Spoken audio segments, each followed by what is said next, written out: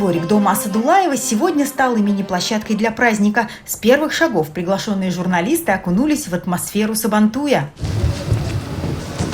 Для всех организаторов и небольшого числа гостей строгие контрольные меры на входе. Местом управления московским онлайн-сабантуем, который, как и много где прошел впервые, стал Татарский культурный центр Москвы. Непривычный вид, новая сцена, мониторы, камеры для трансляций. Одной из изюминок стал мастер-класс от певицы Алсу по кулинарии. Приветствуем Московский Сабантуй 2020, посвященный 75-летию Великой Победы. И, конечно же, мы поздравляем Татарстан со 100-летием. На сайте автономии татар Москвы прямую трансляцию могли смотреть все желающие. И хотя это, конечно, не тот грандиозный праздник в парке Коломенское, к которому привыкли москвичи, но все же наш прекрасный Сабантуй. Если люди не могут прийти на Сабантуй, то наш позыв, что Сабантуй придет в каждый дом.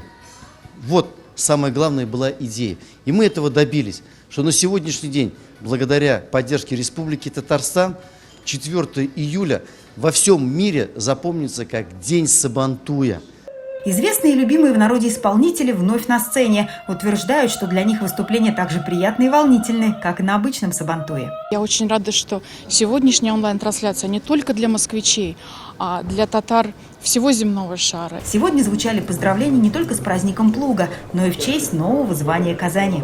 Было очень приятно услышать о том, что состоялся указ президента о присвоении городу Казани звания города трудовой славы. Дина Газалиева, Матвей Шинкаренко, Марат Закиров, ТНВ, Москва. Наша рука помощи вашему бизнесу. Антикризисные предложения. Телефон 843 5 705 100. Көтелмәгән кунак көттүреп кенә интернет челтәрләренә дә килеп җитте. Хәзер бу фильмның барлык серияларын ТНВ.ру сайтында карап була.